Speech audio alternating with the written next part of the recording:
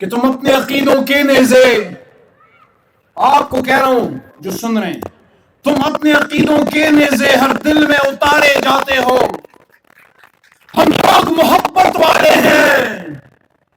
تم خنجر کیوں لہراتے ہو؟ ایک زمانے سے ایسی لیڈرشپ کی ضرورت تھی کہ وہ دنیا سے انگیج کرے، وہ معذرت خواہانہ رویہ نہ اپنائے، نہ اپولوجیٹک ہو، بلکہ ان کی آنکھوں میں آنکھیں ڈال کے ان سے انگیج کرے اور بتائے کہ مسئلہ ہے کدھر، کیا مسئلہ ہے. کیوں جب کل عالم اسلام میں کچھ نہیں ہوتا، لیکن جب آپ حضور نبی کریم صلی اللہ علیہ وآلہ وسلم کی شان میں کہیں گستاخی ہوتی ہے تو امت مسلمہ کیوں کھڑی ہوتی ہے؟ کیا یہ خدا نہ خاصا دہشت گرد ہے؟ نہیں، ان کی محبت ہے اپنے نبی پاک صلی اللہ علیہ وسلم سے. اور یہ بات یہاں سے پاکستان کے وزیر اعظم جناب عمران خان صاحب لے کے گئے اور اقوام متحدہ میں، بجائے اس کے کہ وہاں لان تان کرتے، ایسی بات کرتے جس سے مغرب میں اور مشرق میں یا اسلام میں اور غیر اسلام دنیا میں فاصلے مزید بڑھتے، انہوں نے اس کنفیوژن کو ختم کیا، ان سے انگیج کیا اور بتایا کہ جب ڈنمارک میں رسالت کے خلاف آپ ہسیان کوئی بکتا ہے، یا جب کسی اور ملک میں نیدرلینڈز میں یا کوئی سلمان رشدی جیسا کوئی خادم رسول وہ گستاخی کرتا ہے تو اس کا درد ہوتا ہے امت مسلمہ کو، کیونکہ امت مسلمہ کو حضور صلی اللہ علیہ وسلم اپنے بچہ اور اولاد سے زیادہ عزیز ہے. بہت بڑی کامیابی حاصل کی عمران خان صاحب نے جب اقوام متحدہ کے سب سے بڑے پلیٹ فارم پہ پہلی بار بین الاقوامی اینٹی اسلاموفوبیا ڈے کے طور پہ 15 مارچ کو منوایا اور دنیا کو میسج دیا کہ اسلام امن کا دین ہے. افسوس کی بات ہے آج وہ شخص جو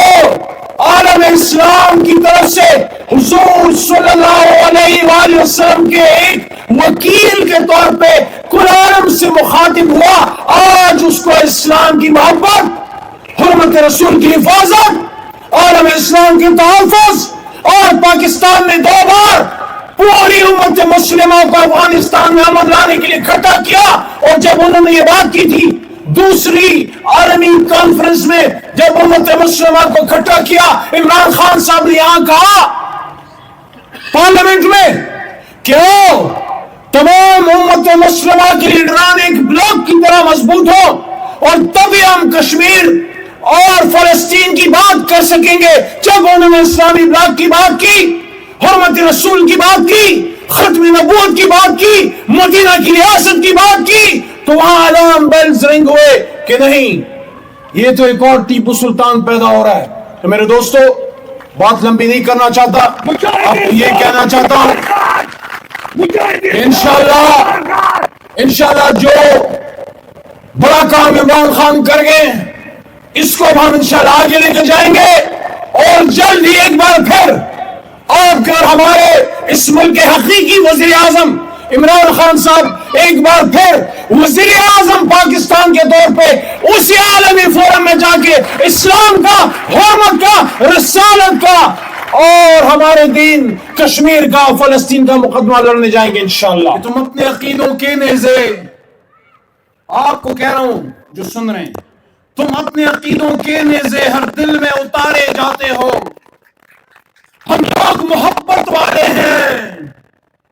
تم خنجر کیوں لہراتے ہو؟ ان شعروں کے ساتھ جو ہم ڈیڈیکیٹ کرتے ہیں عمران خان صاحب کی جانب سے ان لوگوں کو جن کو ہم یہ کہنا چاہتے ہیں، ان سب کو کہ آپ تو ہمارے تھے، کیا کر دیا؟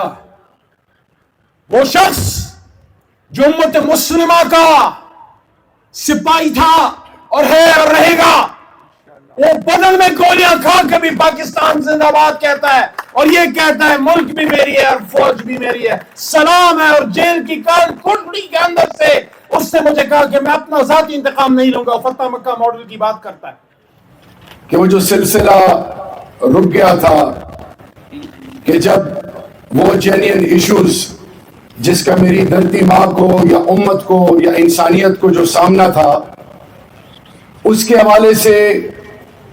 اللہ کے محبوب کے پکے سچے عاشق، مرد مجاہد، مرد کلندر، جو دلوں میں بسنے والے، اور اللہ نے جو ان کو عزت نوازی ہے عمران خان صاحب کو، وہ ایک سلسلہ جو شروع تھا بیچ میں کالی آندھی آئی، طوفان آیا، لیکن الحمدللہ جو میں چہرے دیکھ رہا ہوں، ہم واپس اللہ کے فضل سے اپنے گھر اور اپنی جگہ آ چکے ہیں۔ ابھی ہماری اخلاقی ذمہ داری ہے کہ اگر ہم مدینہ کی ریاست کی بات کریں، اگر ہم نئے پاکستان کی بات کریں، جب ہم انسانیت کی بات کرتے ہیں، کیونکہ یاد رکھیے کہ لا الہ الا اللہ محمد رسول اللہ کی بیس لائن انسانیت ہے، تو اسلاموفوبیا، آپ انسانی تاریخ کو اٹھا لیں، انسانی تاریخ میں ایمپائرز کو جب طاقت ملتی تھی تو ان کا کام لوٹ مار، ظلم، بربریت، عقائد، ان لوگوں کی تمام سوچ فکر کو کانکر کرنا تھا۔ پھر ایک وقت آیا کہ نیشن سٹیٹ کانسیپٹ ڈیولپ ہوا، نیشن سٹیٹ کانسیپٹ کو ڈیولپ ہونے میں کافی 600-700 سال لگے، اور پھر ایک بڑے ڈسکریٹ طریقے سے انگلستان نے 1648 میں بیلفورڈ میں 17 مارچ کو پیلسٹائن کے حوالے سے ایک بات کی، اور پھر وہ بات 1688 گلوریس ریولوشن میں انگلستان میں ایک ایسی سوچ پنپی کہ بلڈ لیس ریولوشن تھا، اور انگلستان میں بغیر ایک قطرہ خون بہے جیمز ٹو بھاگ گیا، اور انگلستان میں ایک ریاست قائم ہوئی، اور جس کی جو بیج 1688 میں بویا گیا تھا، آج دنیا انگلستان کی شکل میں وہ دیکھ رہی ہے کہ اس نے پھر کیا کیا اور اب کہاں سٹینڈ کرتی ہے۔ تو میں واپس اپنے مدعے کی طرف آتا ہوں۔ 2 جنگ عظیم ہوئی، لیگ آف نیشن بنائی گئی کہ قوموں کے بیچ میں برجنگ رول پلے کیا جائے گا، ان کو عزت دی جائے گی۔ بدقسمتی سے ایسا کچھ نہیں ہوا۔ پھر لیگ آف نیشن کے فیلیور کی ورسیلز treaty 1919 is a classic example، لیکن میں واپس آتا ہوں، جب یو این 1945 میں فارم ہوتا ہے اور یو این کی انسپشن سے لے کر آج تک 1948 میں 51-49 کا ریشو اسرائیل کے حوالے سے جب انہوں نے پچ کیا تو امت نے اس کو ریجیکٹ کیا، لیکن میں آج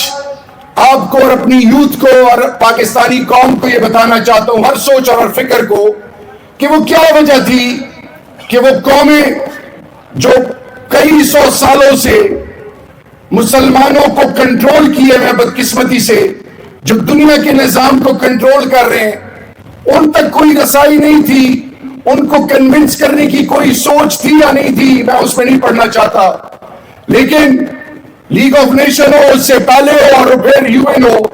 ناٹ ایون ونس ایک دفعہ بھی دین اسلام کے حوالے سے نہ کوئی ریزولوشن، نہ کوئی ایسی سوچ، نہ کوئی ایسی بات اس لیول پہ آئی کہ جس سے دنیا میں ایک پرسپشن کریٹ ہوتی، بین الاقوامی ہم آہنگی، انٹرفیتھ ہارمنی کا وہ کانسیپٹ ڈیولپ ہوتا۔ تو ہیٹس آف ٹو دیٹ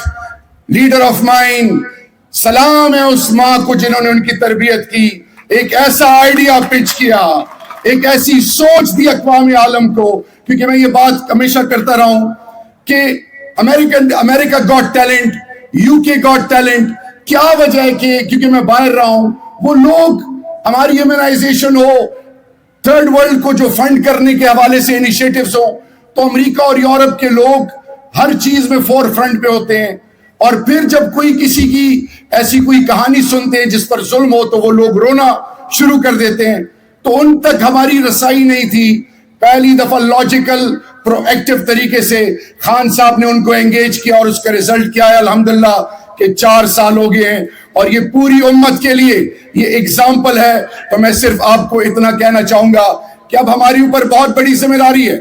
ہم نے انگیج کرنا ہے، ہم نے ریچ آؤٹ کرنا ہے۔ Hate the sin not the sinner, that needs to be our ultimate approach. ہم نے کسی سے نفرت نہیں کرنی، ہم نے سب کی عزت کرنی ہے، بٹ کبھی بھی دین پر، اللہ کے محبوب پر، انسانیت پہ، پاکستان پہ اور پاکستان کے مفادات پہ کبھی کمپرومائز نہیں کر رہا۔ This needs to be our ultimate approach, and in the end all I would be emphasising on, میں ایک چیز پہ ضرور زور دوں گا کہ آپ ان لوگوں سے جن کے پاس فنڈامنٹل رائٹ ہی نہیں ہے, جو مورل رائٹ ہی نہیں رکھتے, ان سے اگر کوئی ایکسپیکٹ کیا جائے تو یہ ایسی ہے کہ کسی ایسے شخص کو سب کچھ دے دیا جائے جو آپ کی بنیاد کا دشمن ہو. تو I once again would urge and emphasize اپنی لیڈرشپ کو کہ ہم نے ایسی ایونٹس ارینج کرنے ہیں, ہم نے یونیورسٹیز کو, یوتھ کو انگیج کرنا ہے, ہم نے ہر سیگمنٹ کو ریچ آؤٹ کرنا ہے, اور ہم نے دنیا کو بتانا ہے کہ یہ ایگزمپلری انیشیٹوز اور دنیا کو جوڑنے کے حوالے سے, پاکستان کے بہتر مستقبل کے حوالے سے, میری آنے والی نسلوں کے حوالے سے اگر کوئی سوچ اور فکر ہے, اگر کوئی ویژن ہے, تو it start and ends at Imran Khan. Imran Khan is the hope, Imran Khan is the future, Imran Khan is the pride of not only Pakistan but he is the pride of the entire Ummah. Long live humanity, long live Imran Khan, long live Pakistan. Thank you so much.